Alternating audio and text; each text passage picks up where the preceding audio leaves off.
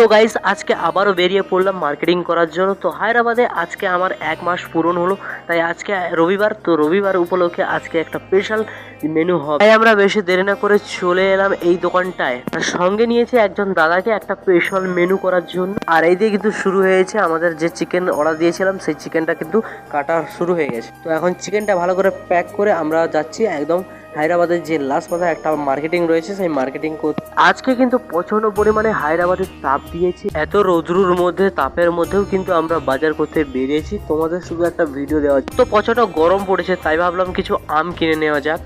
আমগুলো তো দেখতে ভালো লাগছে, কিন্তু খেতে কেমন হবে সেটা জানি না। তবে এখানে 1 কিলো কিন্তু 50 টাকা নিচ্ছে। তোমরা কি জানো চিকেন মশলা করতে কি কি মশলা লাগে? কিন্তু আমরা কিন্তু জানি না, তাই আমরা ভাবলাম দোকানিকে জিজ্ঞাসা করব।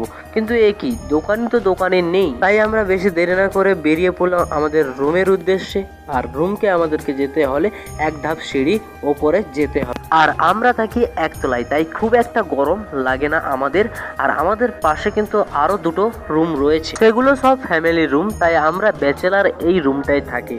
আর আমাদের কিচেনটাও কিন্তু প্রায় অনেকটাই বড় রয়েছে, সুন্দরভাবে কিন্তু রান্না করা যায়।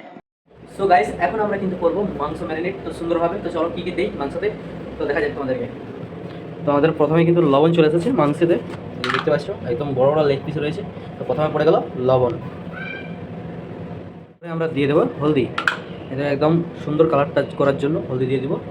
এই দেখতে পাচ্ছ একদম হলুদ হয়ে গেছে গোড়াটা। সরষের তেল একদম পুরোটা দিয়ে দিল।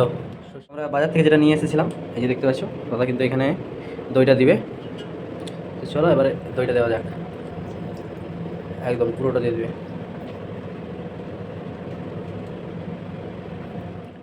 দইটা দিলে কি হয়, মাংসটা ভাঙে না, গোটা থাকে, গ্রেভিটা ভালো হয়। হ্যাঁ, তো গাইস এই দইটা দেওয়ার জন্য একদম মাংস কিন্তু ভাঙবে না, আর খুব সুন্দরভাবে কিন্তু দেখতে হবে, আর গ্রেভিটাও ভালোভাবে হবে।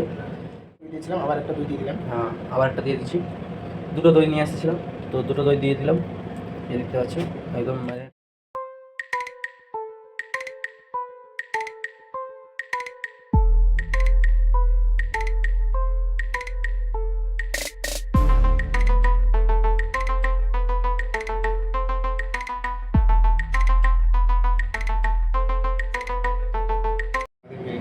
ঢাকা দিয়ে রেখে দেবে, করে মশলা ঢাকা দিয়ে রেখে দেবো।